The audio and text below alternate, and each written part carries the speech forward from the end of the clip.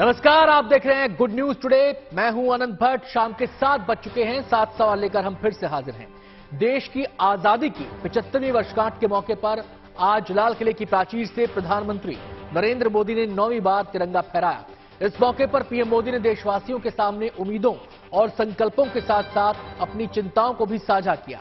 आज के हमारे 7 सवाल इसी मुद्दे के इर्द गिर्द रहेंगे और हमारा पहला सवाल अब आपके सामने है। हमारा पहला सवाल है, क्या भ्रष्टाचार से आजादी ही देश के लिए असल आजादी होगी?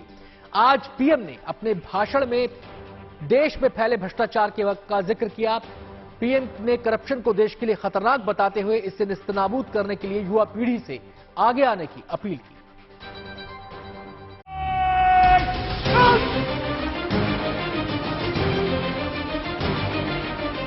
प्रधानमंत्री नरेंद्र मोदी ने आज आजादी के अमृत महोत्सव के मौके पर लाल किले पर तिरंगा फहराया तो उन्होंने देशवासियों के साथ उम्मीदों और संकल्पों के साथ साथ अपनी चिंताओं को भी साझा किया। आज पीएम मोदी ने अपने भाषण में भ्रष्टाचार की समस्या पर विस्तार से चर्चा की। 2019 के आंकड़ों के मुताबिक देश में जहां करीब 35 करोड़ लोग यानी कि देश की कुल आबादी का करीब 20% लोग गरीबी में अपना जीवन गुजार रहे हैं। उनके पास रहने को घर नहीं है, खाने को 2 वक्त की रोटी नहीं है। वहीं दूसरी तरफ देश में कुछ लोग ऐसे हैं जिनका वाजिब कमाई से पेट ही नहीं भरता और वो लोग भ्रष्टाचार के माध्यम से देश के लोगों का जायज हक मारने के फिराक में हमेशा लगे रहते हैं। पीएम मोदी ने ऐसी स्थिति को देश के लिए खतरनाक बताया। एक तरफ वो लोग हैं जिनके पास रहने के लिए जगह नहीं है, दूसरी तरफ वो तरह लोग हैं जिनको अपना चोरी किया हुआ माल रखने के लिए जगह नहीं है। ये स्थिति अच्छी नहीं है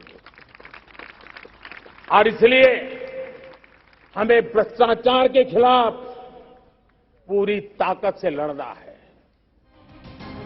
पीएम मोदी ने इस बात पर चिंता जताई कि समाज में अभी भी भ्रष्टाचारियों का महिमामंडन जारी है। पीएम मोदी ने कहा कि लोग भ्रष्टाचार से नफरत की बात जरूर करते हैं, लेकिन भ्रष्टाचारियों के प्रति उदारता बरतते हैं। ऐसे में भ्रष्टाचार को लेकर समाज के नजरिए में बदलाव की जरूरत है। देश में भ्रष्टाचार के प्रति नफरत तो दिखती है, व्यक्त भी होती है, लेकिन कभी कभी भ्रष्टाचारियों के प्रति उदारता बरती जाती है। किसी भी देश में ये शोभा नहीं देगा। और कई लोग तो इतनी बेशर्मी तक चले जाते हैं कि कोर्ट में सजा हो चुकी हो, भ्रष्टाचारी सिद्ध हो चुका हो, जेल जाना तय हो चुका हो, जेल गुजार रहे हो, उसके बावजूद भी उनका महिमामंडन करने में लगे रहते हैं। देश में करप्शन की शुरुआत आजादी मिलने के साथ ही शुरू हो गई थी। 1948 में आजाद भारत में भ्रष्टाचार का पहला मामला सामने आया था, जब सेना के लिए खरीदी जाने वाली जीप को लेकर घोटाला किया गया था। उसके बाद से अब तक सैकड़ों छोटे बड़े भ्रष्टाचार के मामले देश के सामने आ चुके हैं। एक अमेरिकी शोध संस्थान के आंकड़ों के मुताबिक आजादी के बाद से अब तक भारत को घोटालों से $462 बिलियन का नुकसान हो चुका है। पीएम मोदी ने आज कहा कि उनकी सरकार बैंकों को लूट लूट कर भाग गए भ्रष्टाचारियों की संपत्तियों को जब्त कर वापस लाने की कोशिश कर रही है। जो लोग पिछली सरकारों में बैंकों को लूट लूट करके भाग गए, उनकी संपत्तियां जब्त कर करके वापस लाने की कोशिश कर रहे हैं। कईयों को जेलों में जीने के लिए मजबूर करके रखा हुआ है। हमारी कोशिश है जिन्होंने देश को लूटा है उनको लौटाना पड़े, वो स्थिति हम पैदा करेंगे। प्रधानमंत्री ने दावा किया कि भ्रष्टाचार को लेकर उनके प्रयास एक निर्णायक दिशा में बढ़ रहे हैं। अब भ्रष्टाचार के खिलाफ मैं साफ देख रहा हूं कि हम एक निर्णायक कालखंड में कदम रख रहे हैं। बड़े बड़े चमरबंदी भी बच नहीं पाएंगे। इस मिजाज के साथ भ्रष्टाचार के खिलाफ एक निर्णायक कालखंड में अब हिंदुस्तान कदम रख रहा है। हाल के दिनों में जिस तरह से कुछ जगहों से नोटों की जखीरे जब्त हो रहे हैं, उससे करप्शन का मामला फिर से सुर्खियों में आने लगा है। लिहाजा पीएम मोदी ने अपने भाषण में संकेत दे दिए हैं कि उनकी सरकार भ्रष्टाचारियों पर लगाम लगाने के लिए प्रतिबद्ध है। Bureau report, good news today. परिवारवाद एक ऐसा मुद्दा है जिस पर पीएम मोदी हमेशा मुखर रहे हैं। उन्होंने सियासत में वंशवाद की तो पहले भी आलोचना की है, लेकिन आज उन्होंने अपने भाषण में संस्थाओं में भी जारी वंशवाद की चर्चा की। ऐसे में हमारा दूसरा सवाल अब आपके सामने है और हमारा सवाल है, देश में परिवारवाद का खात्मा क्यों नहीं हो सकता? देश की लगभग सभी क्षेत्रीय पार्टियों की कमान संभाल रहे क्षत्रप वंशवाद की सियासत का प्रतीक रहे हैं। ऐसे में लाल किले से पीएम ने परिवारवाद और भाई भतीजावाद को लेकर विपक्ष पर निशाना साधा।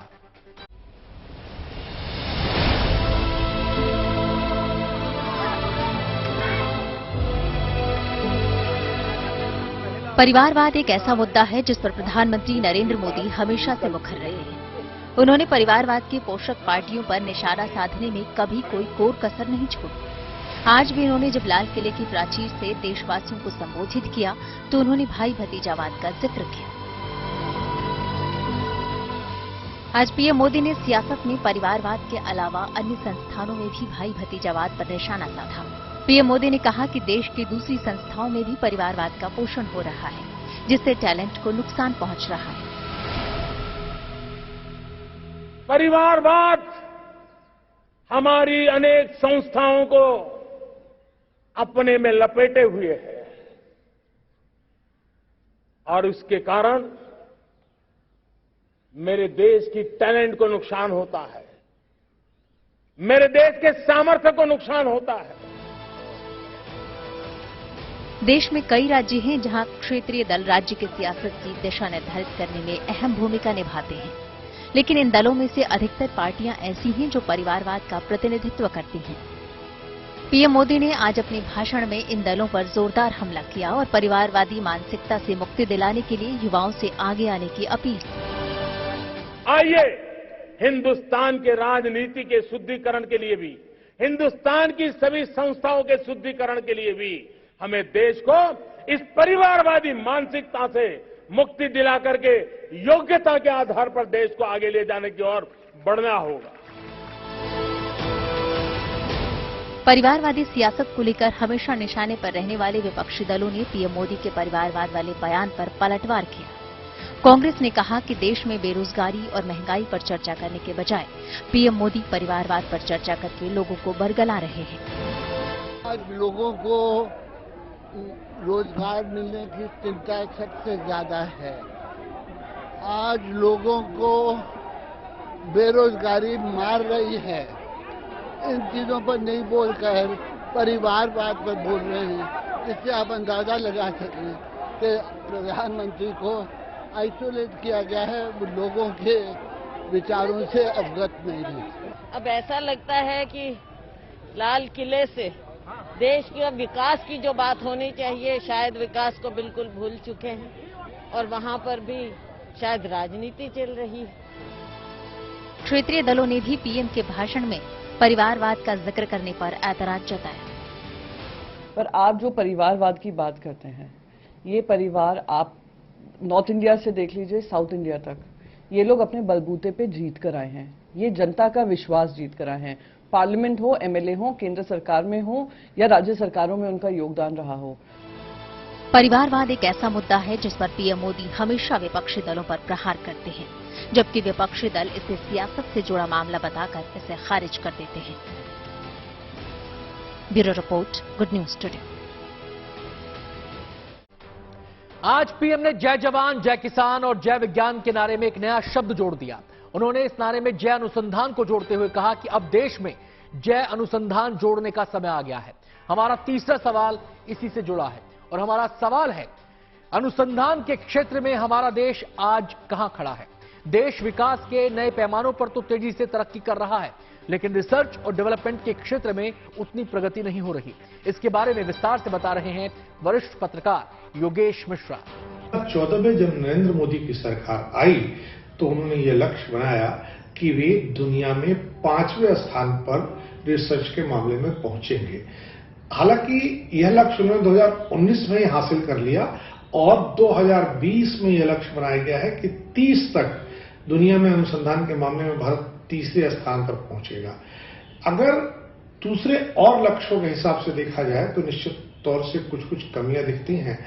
जैसे कि हम अनुसंधान के क्षेत्र में जीडीपी का केवल 0.7% खर्च करते हैं, जो ब्रिक्स देशों में सबसे कम धनराशि है। यही नहीं, जब अंतर्राष्ट्रीय स्तर पर हम साइंस सिटी की बात करते हैं तो भारत में केवल 2 शहर ऐसे आते हैं, बेंगलुरु और कोलकाता। तो अगर हम सिर्फ अनुसंधान रिसर्च पेपर्स के मामले में देखें तो हम बहुत आगे हैं, खर्च करने के मामले में हम बहुत पीछे हैं और शेष उपलब्धियों के मामले में हम बीच में हैं। पीएम मोदी ने देशवासियों के सामने शताब्दी वर्ष के संकल्पों को भी रखा। इसके तहत उन्होंने 25 सालों के लिए 5 प्रण गिनाए, जिसमें उन्होंने देश में विकास को रफ्तार देने की भी चर्चा की। हमारा चौथा सवाल अब आपके सामने है और हमारा सवाल है, क्या बीते 75 सालों में उम्मीद के मुताबिक देश विकास की रफ्तार नहीं पकड़ पाया? आजादी के 75 साल बीत जाने के बाद भी हमारा देश गरीबी से मुक्त नहीं हो पाया है, जबकि अधिकतर सरकारों के एजेंडे में गरीबी खत्म करना सबसे ऊपर रहा है। इसके बारे में विस्तार से बता रहे हैं वरिष्ठ पत्रकार राजकुमार सिंह। कि बीते 75 सालों में देश में विकास हुआ है। आजादी के बाद से अब तक अगर हम देखें तो लोगों की प्रति व्यक्ति आय बढ़ी है। इसके अलावा अगर हम देखें तो शिक्षा का स्तर बढ़ा है, साक्षरता दर भी बढ़ी है, स्वास्थ्य सेवाओं में भी हम कह सकते हैं बेहतरी हुई है। लेकिन उम्मीद के मुताबिक ये विकास है कि नहीं, सवाल यहीं पर है। तो इस पर मैं ये कहना चाहता हूं कि अभी बहुत कुछ होना बाकी है और उम्मीद के मुताबिक विकास नहीं है। सबसे बड़ा पैमाना विकास का होता है कि लोग कितने खुशहाल हैं देश के, उनकी संतुष्टि कितनी है। आप अंदाजा लगा सकते हैं कि आज भी देश को 75 साल बाद भी हमारे नागरिकों को सरकार को फ्री खाद्यान्न उपलब्ध कराना पड़ रहा है। यानी लोगों के पास अभी भी रोजगार कम है, उनके कमाने खाने की क्षमता अभी भी कम है। तो मैं यही कह सकता हूं कि विकास हुआ है, लेकिन बहुत विकास अभी होना है। उम्मीद के मुताबिक विकास अभी होना बाकी है। पीएम ने आज अपने संबोधन में नारी शक्ति के सम्मान की भी बात की और लोगों से इसे महिलाओं का अपमान न करने का संकल्प लेने की अपील की। दरअसल पीएम मोदी को महिलाओं के खिलाफ होने वाले अपराध में बढ़ोतरी को देखते हुए ये बात कहने को बाध्य होना पड़ा। हमारा 5वां सवाल अब आपके सामने है और हमारा सवाल है, बीते 75 सालों में क्या नारी सम्मान पर सिर्फ बयानबाजी होती रही है? ऐसा इसलिए क्योंकि आज भी हर दिन महिलाओं के खिलाफ अपराध 1000 से ज्यादा मामले दर्ज होते हैं।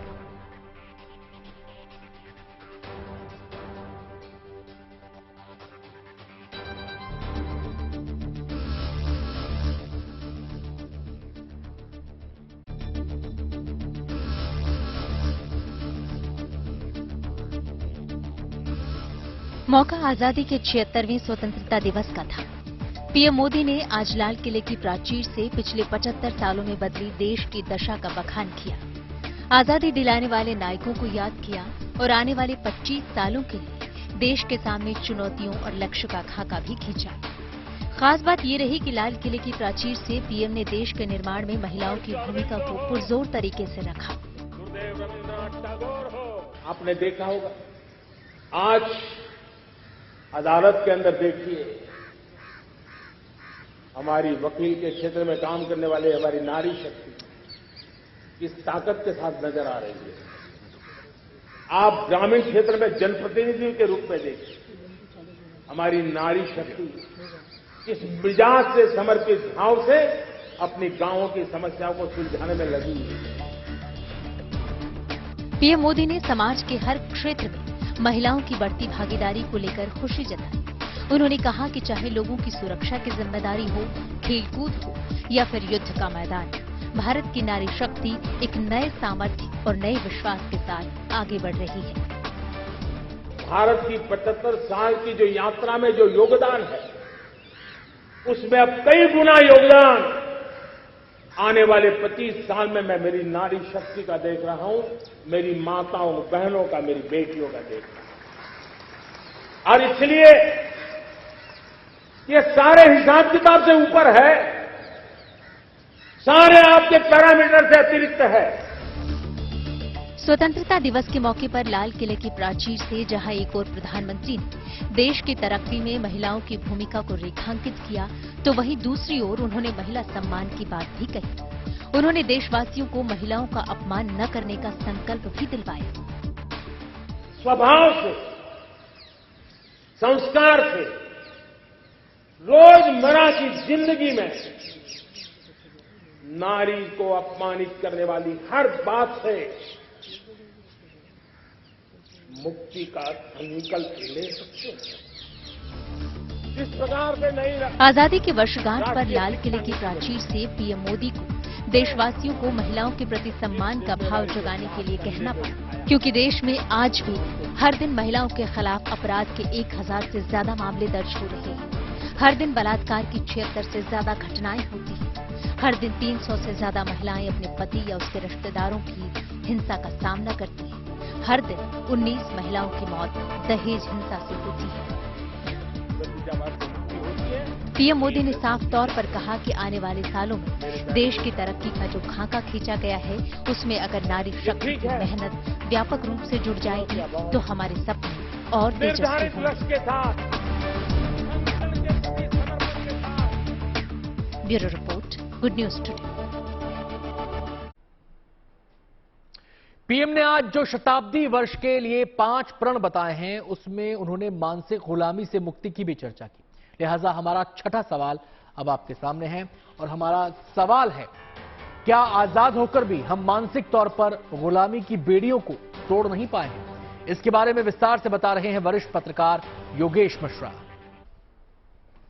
अभी भी तमाम क्षेत्रों में पश्चिम की गुलामी से मुक्त नहीं हो पाए हैं। हम भाषा को ले लें, हमको अंग्रेजी को भाषा के स्तर पर लेना चाहिए, पर अंग्रेजी को हम स्टेटस सिंबल के स्तर पर ले रहे हैं। अभी भी सोचिए कि हमने वो स्थान बना रखे हैं जहां पर हमारे देश के लोगों का शोषण हुआ, जहां पर अंग्रेजों ने हमारे देश के लोगों को रख करके परेशान किया।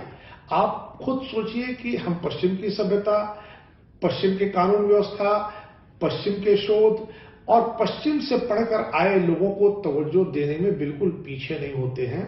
बहुत से ऐसे क्षेत्र हैं जिसका ओरिजिन, जिसका जनक भारत है, लेकिन उन क्षेत्रों में भी हम पश्चिम की ओर देखते हैं, पश्चिम की उपलब्धियों को अपनी उपलब्धियों से बड़ा मानते हैं और ये जो कुछ एहसास है यह गुलामी का ही है। सामाजिक रूप से जरूर हम स्वतंत्र हो गए हैं, पर मानसिक रूप से भी हम गुलाम हैं और मानसिक गुलामी को तोड़ने में समय लग रहा है। पीएम ने आज लाल किले की प्राचीर से आत्मनिर्भर भारत के बारे में जिक्र करते हुए कहा कि बच्चे भी विदेशी खिलौनों से नहीं खेलना चाहते। ऐसे में हमारा 7वां और आखिरी सवाल अब आपके सामने है और हमारा सवाल है, उत्पादन में अब तक हमारा देश आत्मनिर्भर क्यों नहीं हो पाया है? इसके बारे में विस्तार से बता रहे हैं वरिष्ठ पत्रकार राजकुमार सिंह। क्षेत्रों में आत्मनिर्भर हुए हैं, जैसे कि दूध के उत्पादन में अगर बात करें तो हम दुनिया में सबसे आगे हैं।